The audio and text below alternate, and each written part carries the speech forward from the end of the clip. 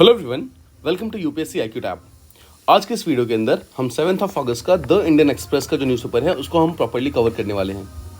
Now first things first, सबसे पहले बात करते हैं पेरिस ओलंपिक्स 2024 की। वहाँ से एक बहुत ही इंपॉर्टेंट एंड बहुत ही करेजियस केस स्टडी आई है। Now there is a woman wrestler called as Vinesh Phogat. आपने सबने इनके बारे में डेफिनेटली सुना होगा और she has become the first women wrestler, पहली भारतीय वुमेन रेसलर बन गई हैं जो कि ओलंपिक्स फाइनल में पहुंच गई हैं। आज उनका ओलंपिक्स फाइनल में मैच है, तो यानी कि सिल्वर मेडल तो डेफिनेटली मिलेगा, but she will be going for the gold. मतलब अगर वो जीत गई तो उनको गोल्ड मेडल मिल सकता है। नाउ उन्होंने अभी रिसेंटली यू सुसाकी, जो कि जापान की एक बहुत ही स्ट्रॉन्ग रेसलर थी, उनको हरा करके सेमीफाइनल में she has entered the finals. Now you Susaki जो थी, इनका जो ट्रैक रिकॉर्ड था अब तक वो 82-0 का था। मतलब she had one 82 matches in her life and वो अभी तक एक भी मैच नहीं हारी थी। इनको हरा करके, मतलब इनको हराने वाली विनेश फोगाट जो है इंटरनेशनल लेवल पे हराने वाली पहली वुमेन रेसलर बन गई है। नाउ ये तो हो गया रिसेंटली इवेंट के बारे में। बात करते हैं केस स्टडी किस तरीके से हुआ। Let's talk about some background. आपको याद होगा लास्ट ईयर इंडियन रेसलर्स ने एक प्रोटेस्ट स्टार्ट किया था अगेंस्ट WFI के चीफ, यानी कि रेसलिंग फेडरेशन ऑफ इंडिया के जो उस टाइम चीफ थे ब्रिजभूषण सिंह, उनके अगेंस्ट में एक प्रोटेस्ट स्टार्ट किया था। और ब्रिजभूषण सिंह के ऊपर आरोप लगाए गए थे कि वो सेक्सुअल हरासमेंट कर रहे हैं बहुत सारे एथलीट्स का, स्पेशली जो फीमेल एथलीट्स थे। इसलिए जो इंडियन रेसलर्स थे उन्होंने प्रोटेस्ट स्टार्ट किया था, जिसके अंदर मेल एंड फीमेल रेसलर्स दोनों ही इन्होंने पार्टिसिपेट किया था। नाउ इन सब चीज़ों के कारण बहुत ज़्यादा प्रेशर आ गया था विनेश फोगाट के ऊपर, because she was the one जो कि इस पर्टिकुलर प्रोटेस्ट को लीड कर रही थी। काफ़ी सारे लीडर्स थे, उनमें से एक लीडर जो थी वो विनेश फोगाट भी थी। नाउ इतना सारा प्रेशर होने के बावजूद, इतना सारा इमोशनल टॉल्स इनके ऊपर आने के बावजूद, नाउ देखो इनके ऊपर बहुत इनको भला बुरा बोला गया था। शी वॉज क्रिटिसाइज किया गया था उनको अलग अलग तरीक़ों से। इतना कुछ होने के बावजूद उन्होंने अपनी प्रैक्टिस नहीं छोड़ी। शी कॉन्टिन्यू टू ट्रेन और she continue to compete at the highest level. अभी रिसेंटली उन्होंने ओलंपिक्स में ये प्रूव कर दिया है कि किसी भी तरीके की जो मेंटल या फिजिकल प्रेशर की बात होती है एक एथलीट की, वो कहीं ज़्यादा होती है as compare to what she had to feel obviously, right. उनकी जो विक्ट्री थी, it reminds of us a inspiration. वो एक बहुत बड़ा इंस्पिरेशन थी, सिर्फ एथलीट्स के लिए नहीं, बट एनीवन जो कि इनजस्टिस के अगेंस्ट फाइट कर रहा है उन सब के लिए, because ultimately she came out Trump. Now आज अगर वो फाइनल जीतती हैं तो that will actually make this entire thing go round, because ये सारी की सारी चीज़ें एक सिंगल स्टॉप पे आके रुक जाएंगे। बिकॉज इतनी सारी इनजस्टिस के अगेंस्ट फाइट करने के बावजूद she had fought for her country, अपनी कंट्री के लिए फाइट करना है, and then fighting for the gold is a pride thing in itself. अपने आप में बहुत बड़ी चीज़ है। यहाँ पर आपको सोशल जस्टिस और स्पोर्ट्स के बीच में एक इंटरलिंकेज भी क्रिएट हो रहा होगा। नाउ एक इंटरसेक्शन है, किस तरीके से स्पोर्ट्स यानी कि जो एथलीट्स हैं वो बहुत सारा सोशल इंजस्टिस यानी कि सेक्सुअल हरासमेंट जैसे केसेस जो है उसको फेस करते हैं इन द डेली लाइफ्स। और इसी पर्टिकुलर चीज़ के अगेंस्ट प्रोटेस्ट करने के बावजूद, मतलब सही होने के बावजूद, इनके ऊपर ही बहुत सारी चीज़ें इनके अगेंस्ट चली गई थी। ये सब चीज़ें शो करती हैं कि किस तरीके से एक सिस्टमैटिक चेंज की ज़रूरत है और किस तरीके से इन इश्यूज़ को आज के टाइम में हैंडल कर रहे हैं, राइट। सो उम्मीद करता हूँ ये पर्टिकुलर केस स्टडी आपको प्रॉपर्ली समझ आ गई। Moving ahead, let's talk about Ayushman Bharat और किस तरीके से उनके फंड्स जो है यूटिलाइज हो रहे हैं। तो पिछले कुछ सालों में आयुष्मान भारत के फंड्स जो यूटिलाइज हुए हैं उनका एक प्रॉपर एनालिसिस आया है, तो मालूम चला है कि जो हमारी कंट्री है उसमें 70+ पॉपुलेशन की जो एज है, मतलब इसमें 12% ऑफ द पॉपुलेशन है इस पर्टिकुलर एज ग्रुप में, 70 से ज़्यादा के एज ग्रुप में, और इनके ऊपर 14% जो आयुष्मान भारत का पैसा है वो इनके ऊपर खर्च हुआ है। सो आर्टिकल बोलता है कि 12% पॉपुलेशन के ऊपर हम 14% पैसा खर्च कर रहे हैं। क्या क्या चैलेंजेस है?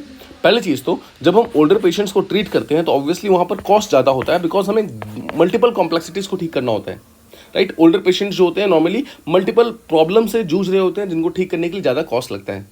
सेकेंड बोल रहा है कि जैसे जैसे हमारी पॉपुलेशन आगे बढ़ रही है, आप जानते हैं अभी हम डेमोग्राफिक डिविडेंड में है, बट 2045 के बाद इंडिया की जो पॉपुलेशन है वो भी धीरे धीरे कहीं ना कहीं एजिड पॉपुलेशन होने लगेगी। मतलब the number of people who are older will be more than the number of people who are young. तो अगर हम वहाँ पर पहुँचे और उस टाइम भी जो ओल्डर पॉपुलेशन है उनके ऊपर ज़्यादा पैसा खर्च हो रहा हो हेल्थ में, तो कहीं ना कहीं वो प्रॉब्लम क्रिएट करेगा ओवरऑल कंट्री के फाइनेंशियल जो सिस्टम है उसके ऊपर।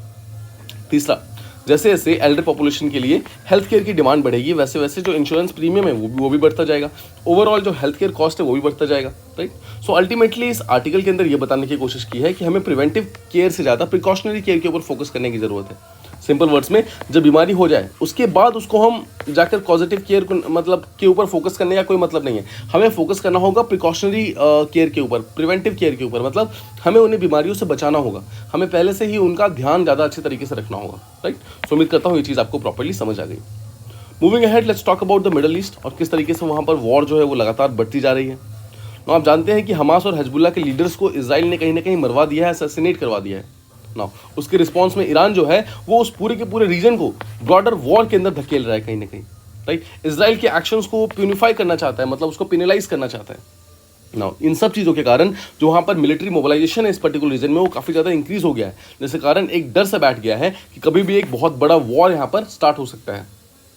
अब देखो, इजराइल की अगर हम स्ट्रेटेजिक डायलेमा की बात करें तो इजराइल का जो मिलिट्री कैंपेन है हमास के अगेंस्ट, वो ऑल दो मिलिटरीली तो काफ़ी सक्सेसफुल रहा, लेकिन जो पॉलिटिकल गोल्स वो अचीव करना चाहता था, अभी तक वो पॉलिटिकल गोल्स वो अचीव नहीं कर पाया है। जो भी वायलेंसेस वगैरह वहाँ पर हो रहे हैं उसके बहुत सारे डोमेस्टिक कॉन्सिक्वेंसेस हो रहे हैं। बहुत सारी इजरायली फैमिलीज ऐसी हैं जिनको डायरेक्टली इंपैक्ट हो रहा है उस पर्टिकुलर वॉर के कारण। अगर आप ईरान की पोजीशन देखते हो तो ईरान डायरेक्टली हमास और हिजबुल्लाह को सपोर्ट भी कर रहा है, और ये उसकी एक ब्रॉडर स्ट्रेटजी है मिडल ईस्ट के अंदर अपनी खुद की धाक जमाने के लिए। लेकिन ईरान को भी बहुत सारे चैलेंजेस को फेस करना पड़ रहा है। सबसे बड़ी प्रॉब्लम तो ये है कि ईरान अपने ही एलाइज का साथ नहीं दे पा रहा है, अपना इन्फ्लुएंस यहाँ पर कहीं ना कहीं उस रीजन के अंदर रख नहीं पा रहा है, जिसके कारण वो रीजन जो है इनस्टेबिलिटी की तरफ जा रहा है। अगर आप इजराइल की डोमेस्टिक कॉस्ट की बात करो तो 60% से ज़्यादा फैमिलीज जो इजराइल में हैं उनके घर से एटलीस्ट एक मेंबर जो है वो मिलिट्री में है, और वो अगर वॉर फाइट कर रहे हैं तो आप जानते हैं अगर एक पर्टिकुलर पर्सन वॉर पे गया है तो पीछे उसकी पूरी फैमिली हमेशा उस टेंशन में रहती है कि वो कैसा है, राइट। सो अगर आप डोमेस्टिक कॉस्ट देखो तो उनका जो पीस है, उनकी जो ट्रैंक्विलिटी है, जो शांतिपन है, वो अब शांति रही नहीं पूरे के पूरे इजराइल में, बिकॉज 60% फैमिलीज का एटलीस्ट एक बंदा मिलिट्री के अंदर है। अगर आप ओवरऑल रीजनल इंस्टेबिलिटी की बात करते हैं तो वो पूरा का पूरा जो मिडल ईस्ट है वो कहीं ना कहीं डिस्टेबलाइज हो गया है इस पर्टिकुलर कॉन्फ्लिक्ट के कारण। यहाँ तक कि ऐसा ही माना जा रहा है आने वाले समय में अमेरिका यानी कि यूएसए भी अपने आप को इस पर्टिकुलर वॉर के अंदर एंटर कर सकता है। हो सकता है कि वो इस पर्टिकुलर एस्केलेशन को रोकने के लिए खुद एंटर करे, बट उसके कारण प्रॉब्लम और ज़्यादा बढ़ जाए। नाउ सबसे बड़ी प्रॉब्लम क्या है, यहाँ पर पॉलिटिकल सॉल्यूशंस नहीं है, कोई भी पीस नेगोशिएशंस अभी तक नहीं हो रहे हैं एक दूसरे कंट्रीज के बीच में, एंड इसके कारण जो प्रॉब्लम्स है वो भी खत्म नहीं हो रही है, रादर और ज़्यादा एग्रीवेट हो रही है। नाउ एक चीज़ यहाँ पर सारे ही स्टेक होल्डर को समझना होगा कि जो मिलिट्री एक्शंस होते हैं वो सिर्फ शॉर्ट टर्म टैक्टिकल सक्सेस दे सकते हैं आपको, शॉर्ट टर्म आपको जीत दे सकते हैं, बट लॉन्ग टर्म जो पॉलिटिकल इश्यूज हैं, जो सोशल इश्यूज है जिसके कारण एक्चुअली वो वॉर स्टार्ट हुआ है, वो पॉलिटिकल और सोशल इश्यूज को सॉल्व करने के लिए मिलिट्री एक्शन की जरूरत नहीं है। आपको यहाँ पर प्रॉब्लम सॉल्व करनी होगी थ्रू डिप्लोमेटिक टॉक्स, बातचीत के थ्रू आपको प्रॉब्लम सॉल्व करनी होगी। और ये चीज़ हमें इजराइल और ईरान दोनों की स्ट्रेटजी में दिखाई देता है, जहाँ पर हम देखते हैं कि इतने सारे मिलिट्री एफर्ट के बावजूद कोई भी long term stability, long term solution यहाँ पर अभी तक नहीं आ पाया है। ठीक है, सो उम्मीद करता हूँ ये चीज़ आपको प्रॉपर्ली समझ आ गई। मूविंग अहेड, यूके के अंदर जो एंटी इमिग्रेशन प्रोटेस्ट हो रहे हैं उनके बारे में बात करते हैं। आपको याद होगा मैंने आपको ऑलरेडी समझाया था पिछले डिस्कशन के अंदर कि जो यूके है, इंग्लैंड जो है, वहाँ पर एंटी इमिग्रेशन प्रोटेस्ट वगैरह क्यों हो रहे हैं, कैसे वहाँ के जो रिसोर्सेज हैं और उस पर्टिकुलर रिसोर्सेज के ऊपर जो लोग हैं वो लोग ऐसा मान रहे हैं कि हमारा यहाँ पर कंट्रोल नहीं है, रादर जो इमिग्रेंट्स हैं वो यहाँ पर ज़्यादा कंट्रोल कर रहे हैं ना। उसी में एक न्यू कंसेप्ट यहाँ पर, न्यू चीज़ यहाँ पर ये हुई है कि रिसेंटली साउथ पोर्ट के अंदर 3 लड़कियों का यहाँ पर मर्डर कर दिया गया है और बहुत सारे लोग यहाँ पर इंजर्ड हुए हैं एक डांस इवेंट में। ऐसा क्यों हुआ? बिकॉज यूके में राइट्स स्टार्ट हो गए हैं, साउथ पोर्ट नाम की एक प्लेस में राइट्स वगैरह स्टार्ट हो गए हैं, मतलब दंगे स्टार्ट हो गए हैं ना। माना जा रहा है कि ये पर्टिकुलर राइट्स जो है उसको फैलाने में जो फार राइट ग्रुप है, मतलब जो राइटिस्ट ग्रुप होते हैं, उनका सबसे बड़ा हाथ है। उसके कारण बहुत सारा वायलेंस स्टार्ट हो गया है बहुत सारे मल्टीपल टाउन्स के अंदर ना। ये सब चीज़ें हो ही रही थी कि यहाँ पर जो फार राइट लोग थे, जो एक्टिविस्ट वगैरह हैं, उन्होंने इस पर्टिकुलर सिचुएशन का फायदा उठाया और र्यूमर्स को स्प्रेड करना स्टार्ट कर दिया, जो इन्फ्लेमेटरी, जो भड़का सकती हैं, ऐसे भाषण देने स्टार्ट कर दिए। उसके कारण जो वहाँ के लोग थे वो और ज़्यादा भड़क गए और जो दंगे थे वो और ज़्यादा इंक्रीज होने स्टार्ट हो गए। ये जो वॉयलेंस चल रहा है, अभी एक न्यू गवर्नमेंट फॉर्म हुई है यूके के अंदर, कर्न स्टैमर की गवर्नमेंट फॉर्म हुई है। उनके लिए एक बहुत बड़ा लिटमस टेस्ट होगा ये पर्टिकुलर राइट, बिकॉज यहाँ पर जो ऋषि सुनाक की गवर्नमेंट थी वो जब वहाँ से जा रही थी तो उन्होंने इस पर्टिकुलर चीज़ के ऊपर ही फोकस किया था कि कर्न स्टैमर को आने वाले टाइम में बहुत बड़ा एक राइट जो है वो यूके के अंदर, यानी कि पॉलिटिकल इंस्टेबिलिटी है, उसको फेस करना पड़ सकता है, और ऐसा ही हो रहा है नाउ। गवर्नमेंट को यहाँ पर सिर्फ और सिर्फ डिसाइसिव एक्शन लेने की जरूरत नहीं है, रादर जो अंडरलाइंग इश्यूज है, जो सोशल डिसकंटेंट है, जो प्रॉब्लम्स हैं यहाँ पर, उनको सॉल्व करने की जरूरत है। एक सबसे बड़ा प्रॉब्लम है इमिग्रेशन का, उसको सॉल्व करना गवर्नमेंट के लिए सबसे ज़्यादा जरूरी होगा। एक तरफ तो आपको ओपन डायलॉग रखना होगा, आपको सारे स्टेक होल्डर से बातचीत करनी होगी, बट दूसरी तरफ वहीं पर आपको पॉलिसी रिस्पॉन्सेस भी देने होंगे, मतलब आपको ऐसे सोशल पॉलिसीज बनाने होंगे, आपको एम्प्लॉयमेंट जनरेट करना होगा, आपको लोगों के हाथों में पैसा देना होगा। अब देखो, इमिग्रेशन को सॉल्व करने के लिए जो करंट जो कर्न स्टैमर की गवर्नमेंट है, उन्होंने एक रवांडा डिपोर्टेशन स्कीम बनाया है, मतलब जहां पर जितने भी इलीगल लोग हैं उन सबको रवांडा की तरफ शिफ्ट किया जा रहा है। बट ये एक्चुअली ये सॉल्यूशन नहीं है, ये बहुत ज़्यादा हार्श सॉल्यूशन हो गया कि आप सबको उठा करके एक जगह से उठाकर दूसरी जगह पर डाल दे रहे हो। वहाँ पर भी तो राइट्स हो सकते हैं, वहाँ पर भी तो प्रॉब्लम्स हो सकती है, वहाँ की सिचुएशन कैसे होगी, राइट। ये सब चीज़ें यहाँ पर देखने वाली चीज़ें हैं। हमें एक ह्यूमेन और इफेक्टिव सॉल्यूशन की ज़रूरत है। अब देखो, फार राइट इन्फ्लुएंस की बात करें तो जो राइटिस्ट ग्रुप है उसका इन्फ्लुएंस इतना ज़्यादा बढ़ गया है कि वो पब्लिक जो ओपिनियन है उसको इन्फ्लुएंस कर रहे हैं थ्रू सोशल मीडिया। उसके कारण जो कंसर्न है वो काफ़ी ज़्यादा इंक्रीज हो रहा है, प्रॉपर इंटरवेंशन नहीं हो पा रहा है। इसके कारण जो ये लोग हैं, ऐसा माना जा रहा है कि वो आने वाले टाइम में यूके की सोशल फैब्रिक को भी डिस्टेबलाइज कर सकते हैं, मतलब जो वहाँ की सोशल सिस्टम है उसको डिस्टेबलाइज कर सकते हैं। तो इस चीज़ के ऊपर यहाँ पर फोकस करने की बहुत ज़्यादा ज़रूरत है। नाउ अब हम बात करेंगे एक्सप्लेन सीरीज के बारे में। एक्सप्लेन सीरीज में जो मल्टीपल आर्टिकल्स आए हुए हैं, लेट्स टॉक अबाउट दैट। आप जानते हैं कि 5 अगस्त 2019 दिस वाज द डेट जिस दिन जम्मू एंड कश्मीर का आर्टिकल 370 जो है उसको एब्रोगेट कर दिया गया था और जम्मू कश्मीर को मेन स्ट्रीम इंडिया के अंदर इंक्लूड कर लिया गया था। नाउ इस पर्टिकुलर आर्टिकल 370 के एब्रोगेशन के कारण क्या क्या चीज़ें एग्जैक्टली इंडिया में हुई हैं, उस चीज़ों के बारे में आज हम बात करने वाले हैं। नाउ ये पर्टिकुलर जो डिसीजन लिया गया था आर्टिकल 370 को एब्रोगेट करने का, इसके कारण हमारी इंटरनल पॉलिटिकल लैंडस्केप वो तो ट्रांसफॉर्म हुई है, बट साथ ही साथ हमारे जो खुद के रिलेशनशिप है पाकिस्तान के साथ और आसपास बाकी कंट्रीज इन साउथ एशिया के साथ, वो भी काफ़ी सारा चेंजेस, वहाँ पर भी काफ़ी सारे चेंजेस आए हैं। पहले बात करते हैं पाकिस्तान का डिप्लोमेटिक पोजीशन क्या है इस पर्टिकुलर चीज़ के ऊपर। पाकिस्तान आर्टिकल 370 के एब्रोगेशन के इशू को इंटरनेशनलाइज करना चाहता था, लेकिन ऑब्वियसली वो नहीं कर पाया क्योंकि ग्लोबल लेवल पे अभी पावर्स जो है काफ़ी शिफ्ट हो रही है, प्रायोरिटी शिफ्ट हो रही है। एक तरफ रशिया यूक्रेन का वॉर अभी भी चल रहा है, इजराइल हमस का वॉर अभी भी चल रहा है, मिडिल ईस्ट का टेंशन अभी भी चल रहा है। इन सब चीज़ों के कारण जो पाकिस्तान है उसकी बातों को किसी ने प्रॉपरली सुना नहीं है, एंड दैट इज वाई वो इस इशू को इंटरनेशनलाइज करना तो चाहता है बट कर नहीं पा रहा है। सेकंड, बहुत सारा पॉलिटिकल और इकोनॉमिक क्राइसिस पाकिस्तान के अंदर अभी चल रहा है, जिसके कारण वो खुद अभी इस पोजीशन के अंदर नहीं है कि वो आगे बढ़ करके इंडिया को क्रिटिसाइज कर सके। इंडिया का स्ट्रेटजी क्या है, इंडिया का स्ट्रेटजी कैलकुलेशन क्या बोलता है। इंडिया को अभी यहाँ पर कश्मीर को स्पेशल स्टेटस देने के बाद अपने स्ट्रेटजी को और ज़्यादा यहाँ पे अपलिफ्ट करने की जरूरत है, बिकॉज इंडिया का ओवरऑल एम क्या था, इंडिया का एम था उस एरिया के अंदर सॉवरेनिटी को मेंटेन करना, उस एरिया के अंदर कंट्रोल को मेंटेन करना। एंड ये सब जो आप देख रहे हैं, जितना भी स्ट्रेटजी कैलकुलेशन वगैरह हो रहा है, इसका मेन एम ये है कि इंडिया अपनी नेशनल सिक्योरिटी को और ज़्यादा स्ट्रेंथन करना चाहता है। इंडिया जो है किसी भी टाइप के सेपरेटिस्ट मूवमेंट जो जम्मू एंड कश्मीर के अंदर चल रहे थे उसको रोकना चाहता था, और इंडिया अपनी खुद की टेरिटोरियल इंटेग्रिटी को और ज़्यादा स्ट्रॉन्ग बनाना चाहता था। अगर आप इकोनॉमिकली देखें तो इंडियन गवर्नमेंट है उन्होंने बहुत सारा इन्वेस्टमेंट किया है यहाँ पर जम्मू कश्मीर के अंदर, वहाँ की सिक्योरिटी चैलेंजेस को प्रॉब्लम को सॉल्व करने के लिए कहीं ना कहीं बहुत सारे स्टेप्स लिए गए हैं।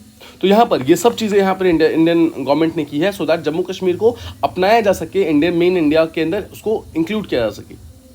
नाउ देखते हैं रीजनल और ग्लोबल इम्प्लीकेशन क्या क्या हुए हैं।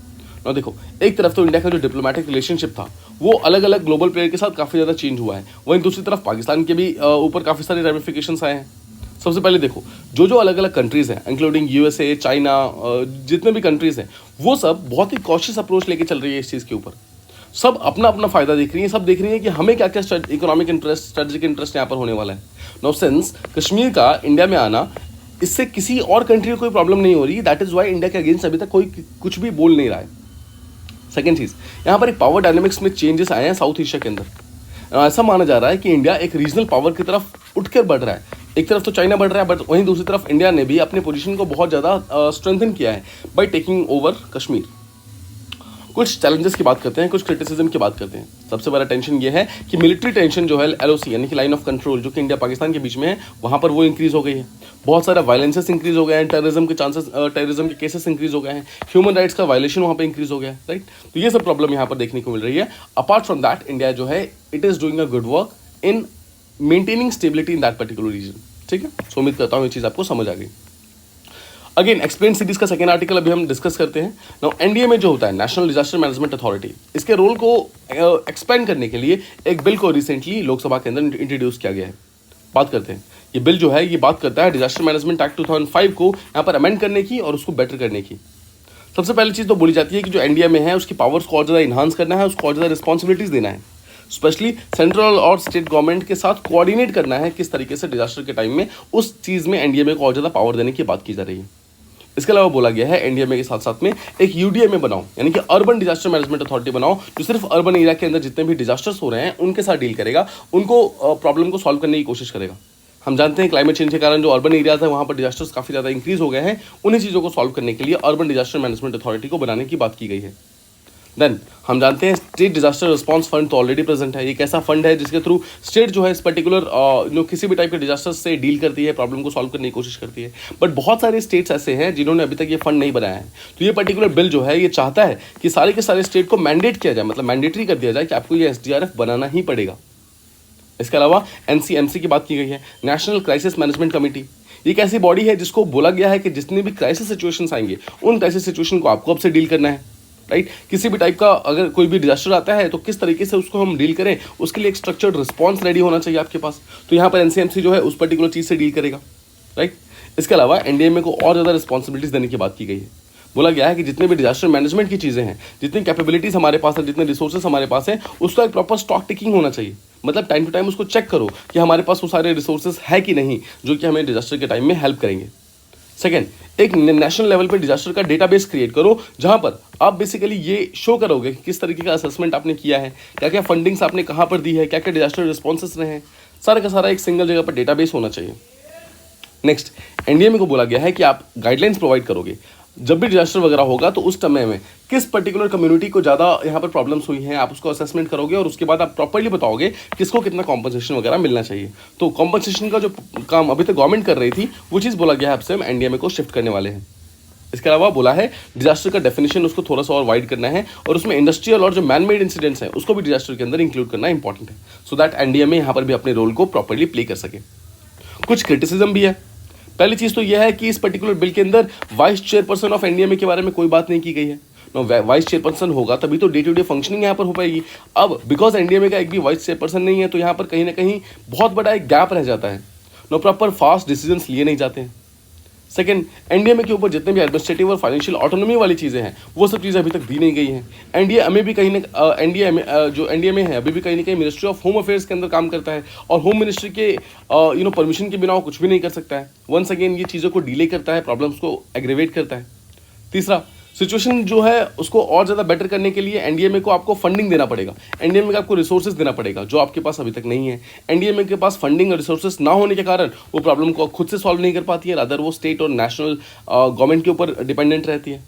इसके अलावा ये बोला है कि बिल जो है वो हो सकता है कि आने वाले टाइम में स्टेट से ऑपोजिशन फेस करे, बिकॉज इससे क्या हो रहा है, पावर बहुत ज़्यादा सेंट्रलाइज हो रही है सेंट्रल गवर्नमेंट के हाथों में। सारा का सारा पावर NDMA के पास जा रहा है और NDMA जो है सेंट्रल गवर्नमेंट के अंदर काम करती है, तो इसलिए हो सकता है कि स्टेट्स इसको बहुत ज़्यादा अपोज करें।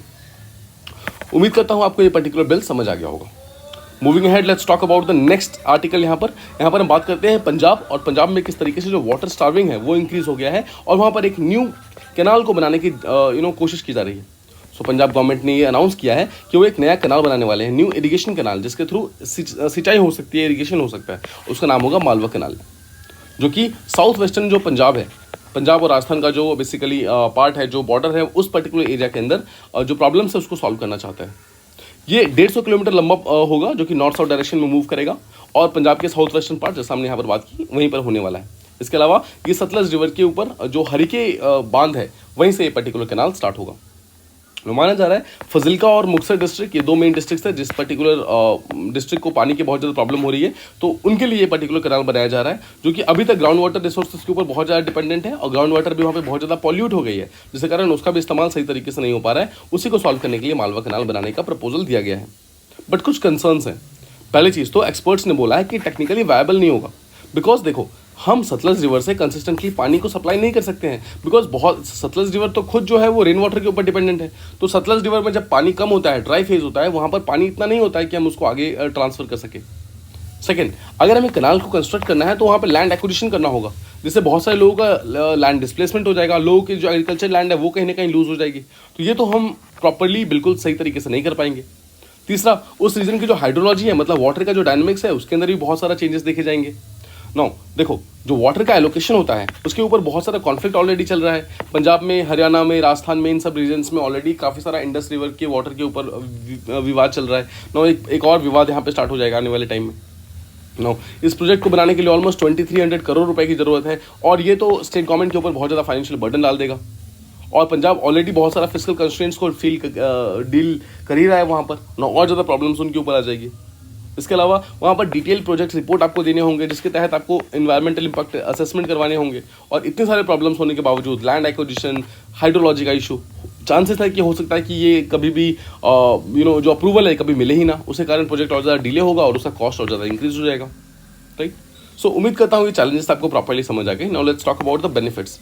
अब देखो, अगर ये कैनाल बन जाता है तो ऑब्वियसली वाटर की अवेलेबिलिटी जो है एग्रीकल्चर के लिए वो बहुत ज़्यादा इंप्रूव हो जाएगी। स्पेशली जो मालवा का रीजन है वहाँ पर जो पानी है वो प्रॉपर्ली पहुँचेगा, उसके कारण अच्छे तरीके से खेती हो पाएगी, अच्छी तरीके से वहाँ पर सिंचाई हो पाएगी। सेकेंड, वाटर अगर इस रीजन में पहुंचता है जहां पर पानी कम है तो वहां पर इक्विटेबल डिस्ट्रीब्यूशन ऑफ वाटर हो जाएगा, मतलब पंजाब के हर रीजन में सही तरीके से पानी पहुंचना स्टार्ट हो जाएगा। नाउ जो एग्जिस्टिंग कैनाल्स हैं उनके ऊपर प्रेशर बहुत ज़्यादा बढ़ गया है, वो प्रेशर हम कहीं ना कहीं रिड्यूस कर सकते हैं न्यू कैनाल्स के साथ। तो यहाँ पर ये दो बेनिफिट्स हो सकते हैं इस पर्टिकुलर चीज़ के। सो उम्मीद करता हूँ आपको आज का डिस्कशन प्रॉपर्ली समझ आ गया हो। अगर आपको कहीं पर भी कोई भी डाउट है तो प्लीज़ उसे कमेंट बॉक्सेस में मेंशन कीजिए, मैं उसकी जल्दी से जल्दी रिप्लाई करने की पूरी कोशिश करूँगा। अपार्ट फ्रॉम दैट, अगर आपको ये वीडियो अच्छी लगी हो तो प्लीज़ इस वीडियो को लाइक कीजिए, शेयर करें एंड अपने फ्रेंड्स के साथ मतलब शेयर करें एंड प्लीज़ चैनल को सब्सक्राइब करें। Thank you so much for listening, stay tuned for the next video.